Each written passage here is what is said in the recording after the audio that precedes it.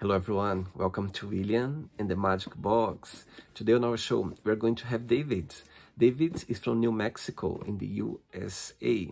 So let's see what David has to say. Enjoy the interview. Hi. Hello, David. Good morning. Morning to you too. How are you? I'm very well. Thanks so much for taking the time so early for the interview. Thank you. Sure, sure. So you're in England. Yes, I'm based in London, the UK. Yes. Uh-huh. And what time of the day is it there for you? So right now it's 5 past 4 in Okay, the so afternoon. there's our time frame. There's our difference. So how's your morning going so far? Oh, it's very pleasant. I live in Albuquerque, New Mexico. So I Mhm. live in the high desert of the southwestern part of the United States. So it is lovely and sunny. It's a little chilly right now.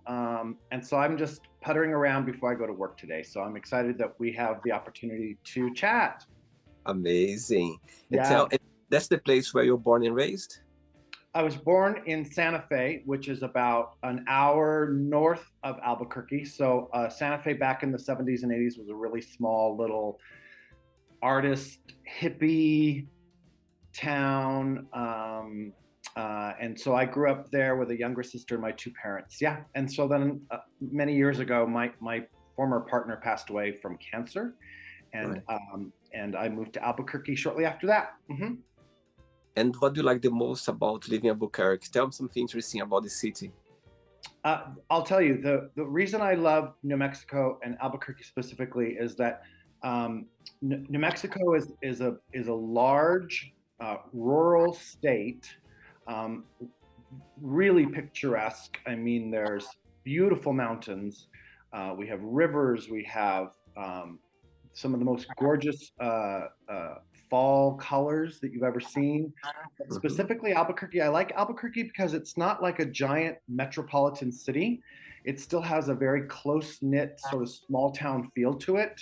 Mhm. And with the diverse cultural uh, part of New Mexico, which is Latin, Mexican, Spanish, as well as the indigenous Native American, and then all the other folks who have come to live in New Mexico. The diversity here is amazing. It really is just a sweet little town. Mhm. How far are you from Santa Fe, the capital? About an hour north, so Okay. a 45, 50-minute drive. So I go up there often. My mother lives up in Santa Fe, and then I have a younger sister that lives there. So I travel often. Amazing. And Yeah. what do you do for work for living, David? So I'm an artist, first and foremost. I'm a painter. I recently taught myself how to paint. But before that, I was a copper enamel artist. So I would take thin gauge copper and I would sprinkle a vitreous powdered glass onto the surface of the copper and then kiln fire it so that it melts and becomes glass again. So it vitrifies back into the glass. So I did copper enameling for many years, and now I'm painting. And then for work, I do estate sales. Are you familiar with an estate sale? No. So, in parts of the country, they call them tag sales, rummage sales.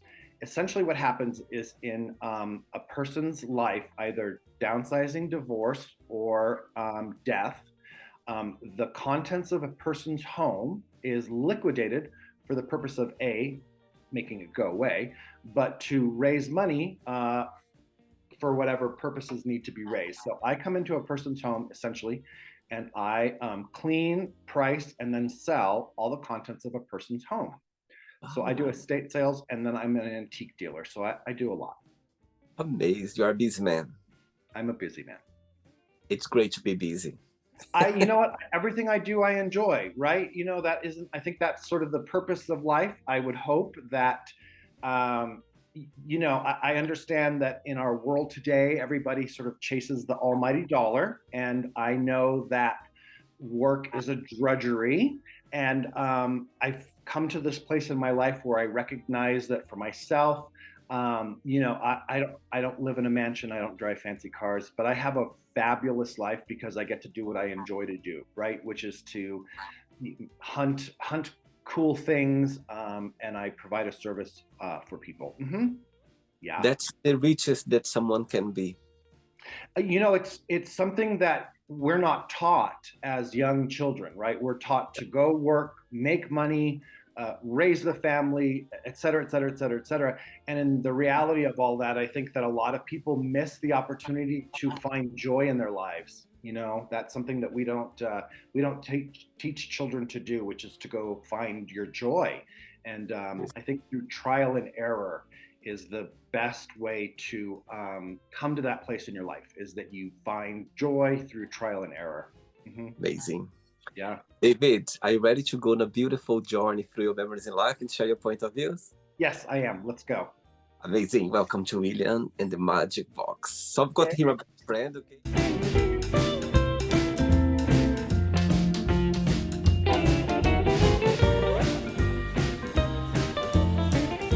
Okay, full of random fun questions.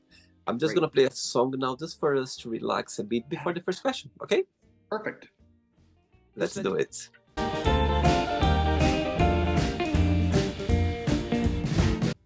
Hey, David, before we start the game, during the journey, if it comes up a question that you don't want to talk about, some reason you don't want to answer, always can change, okay? Of course. I have no problems sharing my story. Amazing. First question for you is, if you could have a superpower, what that would be and why?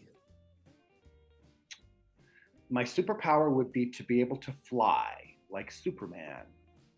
I have always dreamt for all of my life that I could fly, like Superman. I think that would be an amazing way to travel, right? If you just jumped and flew to visit your best friend in Australia, to go to the grocery store. I just think flying sounds like it would be amazing. And if you have the superpower of flying, if you could fly anywhere right now at this moment, where would you fly? Where would you go? Europe. I've never been to Europe. Anywhere specific? Oh gosh, so many. I want to visit. I want to visit Germany. I want to visit Italy. I want to visit. Oh, I'd love to go to Eastern Europe, Poland and Lithuania. I just think my parents are historians, so I was raised with history, and so I think that it would be amazing to fly to Europe and visit all of the small towns. Of course, the big cities. I want to visit London. So I think I would fly to Europe. Amazing. Very good. Next question. Let's do it. Hey, David from New Mexico. Next question is, when was the last time that you laughed so hard that you couldn't stop, and why? Last week with my very best friend who lives in Maine. My best friend and I have known each other for 50 years. Wow. And I will start laughing the minute I start. It doesn't matter if haven't spoken for 2 weeks, a month. The minute we get on the phone with each other, we laugh like we're going to vomit. We laugh so hard. So last week I laughed so hard, and then I laughed for another 10 or 20 minutes after we hung up the phone. It happened to me last night. Last night I went to dinner with a good friend of mine, and we're in the restaurant, and literally at one point I look around, I think they were staring at us because we could stop laughing. I had back home, and before going to bed I was laughing again, and I couldn't stop. Isn't that the best experience on the planet? It is. It's belly laughing. Yeah.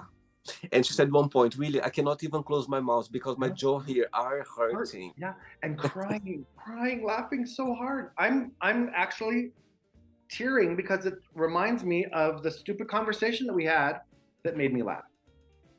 Right. So tell me how this best friend, how did your path crossed? I'll tell you. So we were in Santa Fe as young kids, probably 5 years old, at our little kindergarten. And our kindergarten was called The Gentle Nudge, very hippie. And we met, and we have been best friends ever since. What's your best friend's name?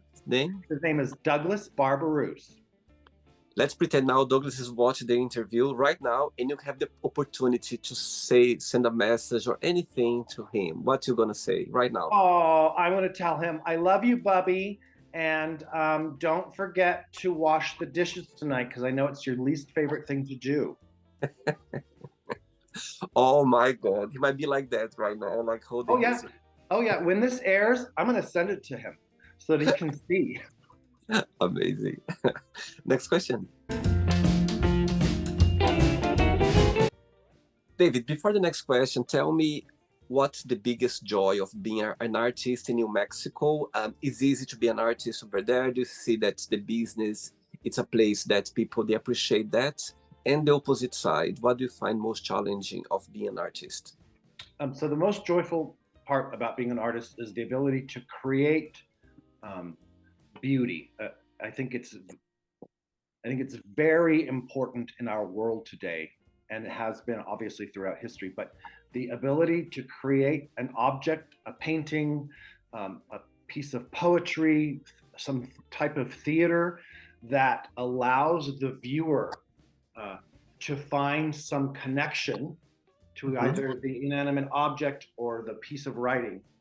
That connection between human beings is a remarkable opportunity to create connection. On top of that, for me as a creative person, it provides such an outlet. We keep so much stuff in our heads, you know, bottled Mhm. up emotions, things we don't say, fear, sadness, and that painting or that canvas or that thing then becomes the vehicle that we allow all of that trapped energy to come out onto. So, So for me as a creative person, that outlet is hugely important. Now, the biggest challenge for me, so I owned my own gallery for many years in a little town called Madrid, and so I was a business person, creating artwork as a business. And so when I sold my gallery and then was continuing to show my work in other galleries, the part about that disappointed me, and the reason I left the gallery world is that um, I stopped being an artist and was more of a business person.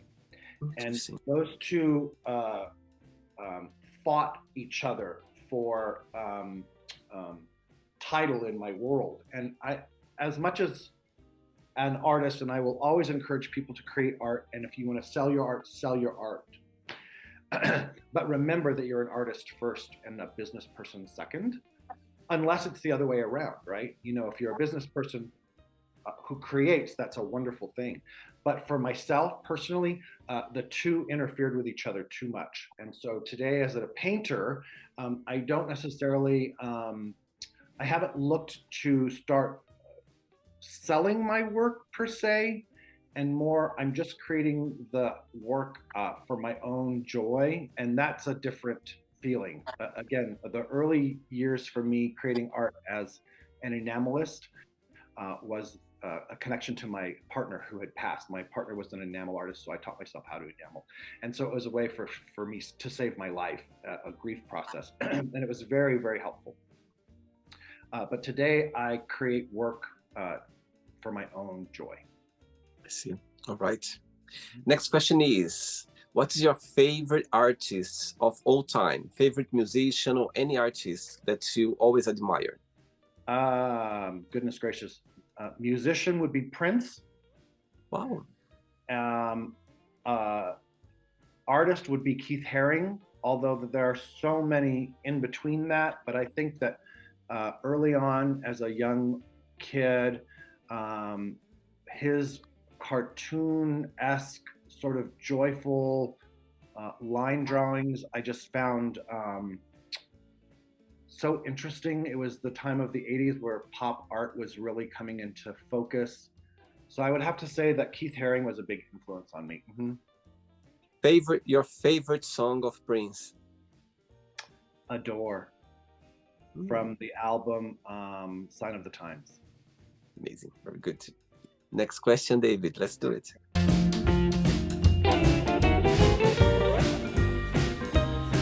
You are a good dancer, I can see. Thank you. Who was your first crush and why?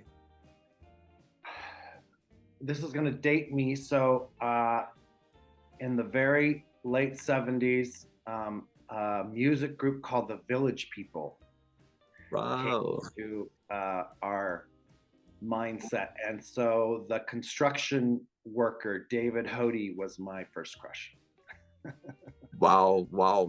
You know the second, you know the group, the village, they Huh? came up with a new members, yeah? Yeah. Hmm. And one of them, the cowboy one, he participated on the show actually.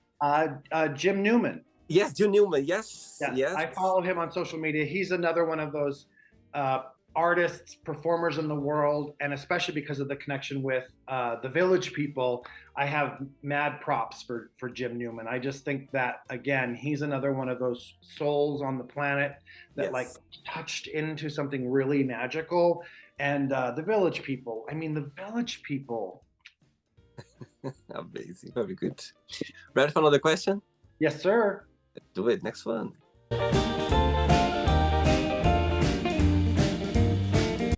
Hey, before the next question, I can see visible your tattoos that you have in your hands, in your arm. Tell me which one is the very first one you ever had, the latest one, and the most meaningful one. So my very first one is a Keith Haring Radiant Baby. So that was my very first tattoo 35 years ago. Uh-huh. My latest tattoo is a sort of a Hieronymus Bosch creature that I found an image of, and I had my friend who's a tattoo artist tattoo it on my body. And I think the most meaningful tattoo I have is a little tattoo along my arm. So the children's author A.A. Milne, who wrote the Winnie the Pooh series, wrote a book called Now We Are Six, which is a book of poetry. And when I was a young child, the very first poem I learned was the poem called Solitude, in which the opening of the poem says, I have a house where I go. So I have a tattoo that says, I have a house where I go. Love that. Amazing. Right. Next question is, what is your funniest memory of your time at school?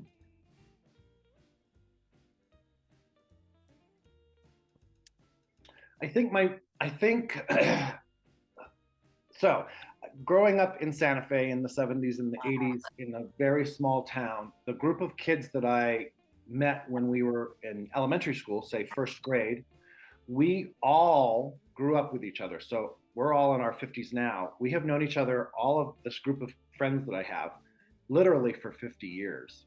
And so I guess my most fun memories would be the fact that when we were teenagers in Santa Fe, we had a little group called the Plaza Rats, which were just this little group of misfit kids. You know, we didn't necessarily all go to school. None of us, you know, I didn't graduate high school. We all just sort of hung out. So my favorite memories would be of school time, just being with this group of misfits who we sort of created a family of choice with one another. And so, so not necessarily a school memory, but school days. Those are my memories of just being able to have this amazing group of crazy little kids that we all hung out with. And how was growing up as a gay boy back in Santa Fe at your time? Honestly, it wasn't, I didn't have that big of a deal as far as there wasn't a lot of, it was a different time back then. Saying that you were gay coming out wasn't a necessity. I think when I came out at 14 years old, it was for my own purpose to speak my own truth. I was a sort of a flamboyant, feminine kid. None of the kids that I grew up with were surprised. None of them shunned me. I didn't have any problems in that sense. I was bullied. Everybody's bullied to some degree. Yeah. But it wasn't this, unfortunately, what we see today, which is this influx of horrible stories of people coming out. So I actually had a really wonderful experience coming out. It wasn't a big deal. So I feel very blessed about that. I know it's not like that for everybody. Amazing. 3 questions left. Let's do it. Okay.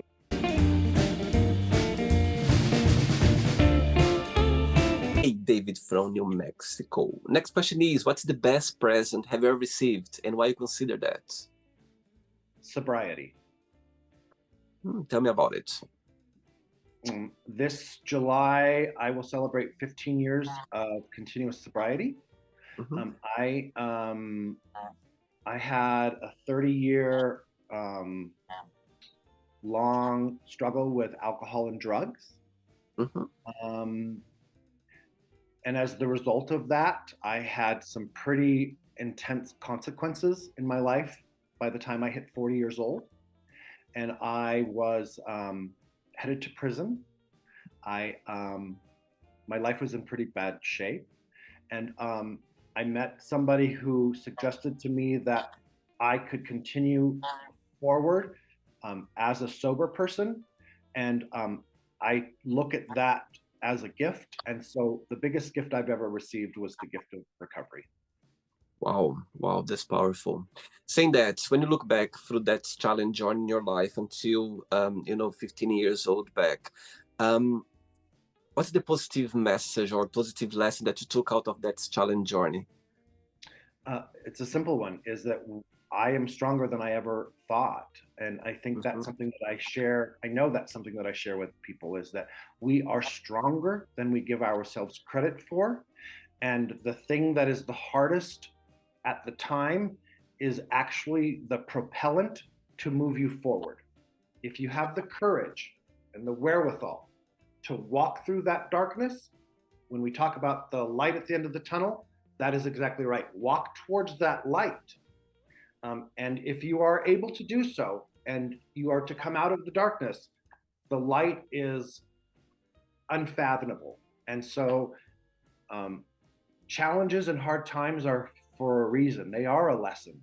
It gives us, courage isn't something that we go buy, right? You can't go buy courage. You have to live in order to recognize that you are a courageous person. And so for me, I believe that that time in my life was for a reason. I don't look at any of that as a regret. I don't look at it as anything other than the opportunity for me to move forward through something that I had to be courageous about. Tell me the day when you saw that light, the day that said, okay, I need to move forward. I cannot have this life anymore. It was in July of 2009. I was sitting in a jail cell. And as I shared with you just a second ago, that the person who suggested to me, my dear friend Michael, who ended up being my first sponsor through the early years of my recovery, he was a therapist at the jail, and he was a member of the 12-step program. And he said, you can do this as a sober person. If you have to spend the next 5 years in prison, or if you are lucky enough to get out of jail now, you can walk through the rest of this journey as a sober person. I'll never forget that day. And I haven't since. I've never looked back. I just continue to move forward. Amazing. Beautiful. Thanks for sharing, Dave, this event in your life. I know it's very personal. I know it's something that, talking about is healing as well. At the same time, it's helping people, because you never know. Maybe someone watching this interview could be in a situation that they haven't seen the light yet, as you did. And seeing someone talking so open about it, just about helping people. Well, I believe that that's part of what this journey is as well, is that we as human beings on this planet, we talked about this earlier in the interview, is like our jobs, right? Well, my job is to be of service to my fellow humans. And, I share my stories very openly, very, very openly, because we are taught not to talk about hard things. We're taught to shy away from touchy subjects, drugs, alcohol, things like that. And that's exactly what keeps people sick. If you don't feel like you're safe enough to say to somebody, you need help, I need help, and that somebody can hear that, I think it's very important to be able to share about the things that are hard. So I do that openly. Beautiful. Thank you. 2 questions left. Let's do it. Okay.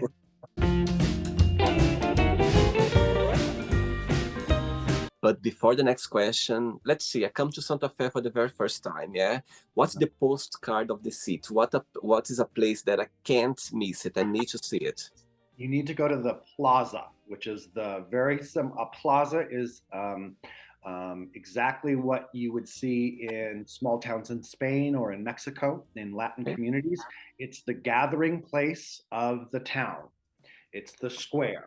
And the plaza in Santa Fe is the meeting place for locals, tourists, people who come in, people who visit. Um, it's the gathering place. And the Santa Fe Plaza is a very special place for me. I grew up on the plaza. Um, but if you want to go see Santa Fe, stand in the middle of the plaza and look around 360 degrees, and that is the essence of that little town. Wow, amazing. Next question is, what is something that not many people know about you? I'm horribly shy. Oh, always been? Mm-hmm. Yeah, yeah. What's your... I have a shy. Yeah, there's a part of me that can be very shy and awkward. I mean, Uh-huh. I don't know. It's I think over the years as I get older, and I think this happens with a lot of people, is that maybe because it's all insecurities, Of right? course. Everybody has insecurities, everybody, right? And so I think that the mask that I wear is this very confident, Yeah, gregarious person, which I am. It's definitely a part of who I am, right? Definitely. absolutely. But if that were to come off, the reality is that I'm a very sort of soft-spoken, reserved person. Um, so I'm shy. It's fascinating how both works together. You know what I mean? Isn't As it so interesting? it's interesting because since when you start talking, I organized the interview, and I actually saying about being confident. That's the impression I had from you because you're straightforward. Yes, let's do it. I'm excited, blah blah. And now you say about being shy. It somehow is surprise as well, but at the same time makes sense because they work both together along. I think, There's always two sides to every body, yeah, right? Everybody, and I think part of the reasons that I am so outgoing is because I recognize that the yeah, shy kid, that shy boy, didn't trust himself for a lot of years, and yeah. so maybe I short-sighted myself on opportunities because I was reserved. Does that make sense? It does, and being charming together along is charming. Yeah, thank you very much. What's your star sign on astrology? I'm a Leo. Right, I'm a amazing. Leo. And Yep. So again, there you go. There's all this, woo, but the reality is a little cat like hiding. a little cat. Exactly. You hit it on the nose. Last question, let's do it. But before the last question, if you can talk about it, you mentioned about your partner passed away, if you can share, like, when you think about him or one of the most memorable lessons you've learned from him or something that he left for you that you're always gonna have deal your heart, if you can share. Gladly. So my partner Craig Rui died 20 years ago this year. Um, The gift he gave me was the gift of art. He was an artist, as I shared. We had a gallery together. I ran the gallery, he made the artwork. In my grief, I walked into his art studio and I taught myself how to enamel. And in doing that, that also gave me the confidence to walk into something very new and foreign for myself. The part that is the opposite side of that is that as the result of his death, my drug addiction and alcohol use really spiraled me out of control, and my life really did go down quite quickly after his death. But I will also say that as at the same time, um, through his death and that grieving process, I fully cemented myself as an adult. And we talked about courage earlier in this interview. And I am so much stronger, better, and more full of life as the result of the 10 years that we spent together and Wow. as the result of his death. And walking through that very, very difficult period in time, I recognized that you can get through hard things. Difficult times in life are just that, difficult times. They pass. So he gave me a lot of gifts, a lot of gifts. Very sweet. Last question is, tell us something that you have done that you feel very proud of yourself. Um, gosh, there's so many, really, honestly. Um, Starting my own businesses, being a homeowner. Really, the thing I'm the most proud of is staying sober, Mhm. recovery, and walking through all the difficult points in life, not giving up. I'm really proud of not giving up. There was a period in life where, that could have been an option, you know. I'm not proud of, I don't, material things are irrelevant, you know. I'm proud of not giving up. See, I see a tail behind you. A tail. Oh my God, who is that? This is Alice. This is my Hello, little Alex. cat, Alice. Beautiful. I could see a tail. I was like, oh my God, I thought it was like part of your outfit or something. No, it's well, she's like part of my outfit. She never leaves. She's always here. Sweet. Uh-huh. How old is she? Alice is like 15 years old. Wow. She's an elderly woman now. Oh, beautiful, beautiful. I found so interesting when I'm doing interviews and suddenly the pets just Oh come yeah. out of nowhere. Oh I yeah. think the energy, they feel the energy around it. That's what, especially with this one, she's very energetically connected. And so she's like, "Hey, what are you doing, Dad?" So she wanted to be Look, a part of this. Mhm. I am like goosebump now. I feel goosebump. I could tell you so many interviews I had that suddenly we were talking and the pet just jumped or just I had an interview with a lovely man in Argentina not long ago. He was talking suddenly his cat just jumped in the like close to his head. I was like, oh my God, who is that? And like it was so interesting to see. It's interesting how they feel the energy around. Isn't that so? Amazing. That's what I love about animals is we are all connected. Don't let Absolutely. anybody ever tell you differently. We are all connected. The two-legged, the four-legged, it's all connected. We are learning a lot with them, a lot. We have a lot to learn from them, Oh, for so sure. true. So It's true. not the end yet. Let's play now the word association game. Okay, I'm going to give away some words. Just tell one word that comes to your mind. Quick thinking. Sure. Let's start with family. Family, connection. Money. Ooh, uh, ooh, complicated. Fear. Faith. Life. Whole. Love. Love. Yeah. Everything. Religion.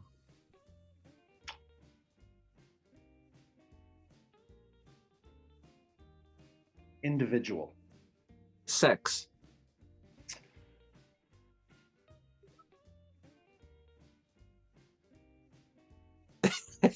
That's an interesting one. Sex. I think the first thing that comes to my mind with that is also love. Okay. Politics. Ugh, garbage. Friendship. Oh, everything. Desire. Mystery. Regrets. Useless. Success. Personal. Wish.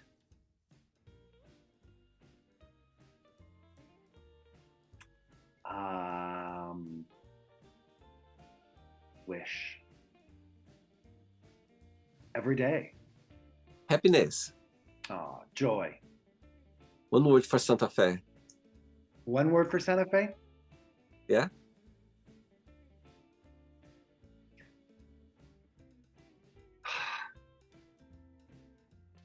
My home. One word for New Mexico. Ah, beautiful. USA. Disappointing. And the last one now, artist, one word. Creation. Amazing. Let's pretend now I'm going to meet your best friend, Douglas, yeah, the one you mentioned. Douglas. Mm-hmm. I'm going to ask him, define David, one positive word and one negative word only. What he would say?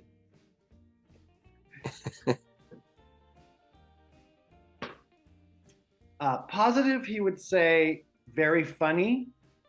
Okay. And negative, he would say too hard on himself. I'm sure he knows you very, very well. He knows me very well. Mm-hmm. Okay.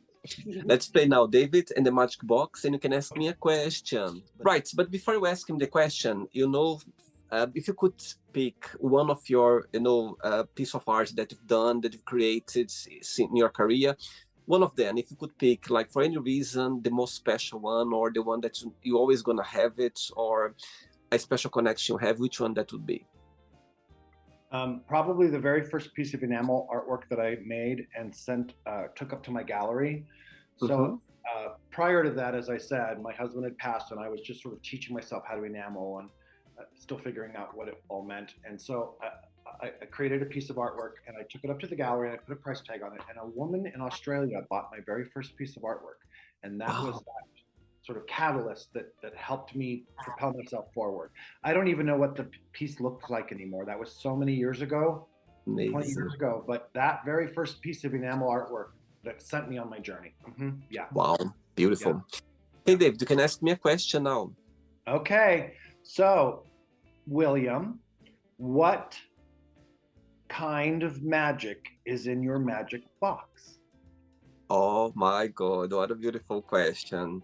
Right? The answer comes straight away. So I think the magic that's there in the magic box, when I open the magic box, I think the magic of it is people, they literally get comfortable, they feel connected, that somehow they trust the show. They trust is something about the show that people, they feel like they can open themselves about, they can connect with people, and somehow it's a memory. You just made memory right now. And I think as soon as the magic box open, I think somehow it's a connection here that we meant to have this moment together. You're talking about your partner, about your addiction, about your best friends, your family, your sober. I think all of that, made me think, made me somehow, put myself in situations or see situations around me, anything. So I think, as soon as this connection starts, David, it's a moment that for me, it's so priceless that you have no idea how powerful it is. And I'm so grateful that people, they take their time for the show, because somehow I know how busy we are with our own lives. And when someone take their times for this, for me, it's the biggest present I can ever get, because it's time from people. They are giving their time to the show. So yeah, that's the magic of the magic box. I love that answer so much. And I knew somewhere in the back of my mind that was an answer that I knew that was going to be the answer. Amazing. Thank you so much. Thanks so much for being so kind. And again, so open as well. I'm going to repeat again. Talking about that, talking about struggles, talking about, downside, good side as well in life. Helps people somehow. People appreciate that. So thanks so much for being so open. Thank you. Thank you so much for reaching out to me. It's, as I said, we have connected friends. I saw some shows of people that I know, my friend Jack and a couple of other people. So when we reached out to me, that was just lovely. And I feel connected to you now. We are connected somehow now, and there we go. Before you go, David, if you can share a positive message or anything that you live by. Yeah. Don't give up. Don't ever give up. Just keep going. Keep moving through all of the difficulties and the arduous moments in time. They're just moments. They're just moments. The length of time that we have on this planet is short. So walk through the hard stuff and don't give up. It's so beautiful and so hard. It's all supposed to be this way. So don't ever give up. Just don't give up. Keep going. Thanks so much. Okay, enjoy your day and you keep in touch. It was a pleasure. Okay, Dave? Thank you so much. I really appreciate you a lot, William. You too. Take care. Bye. Thank you. Bye, everybody. Bye. So, did you like the show? Don't forget to give a like, share it, and also don't forget to subscribe to the channel. And if you'd like to be part of the show as well, first, subscribe to our channel, and after that, just go to our website, www.williamandthemagicbox.com, and send us a request saying why you'd like to be part of the show. And I see you there. Bye bye, see you next time.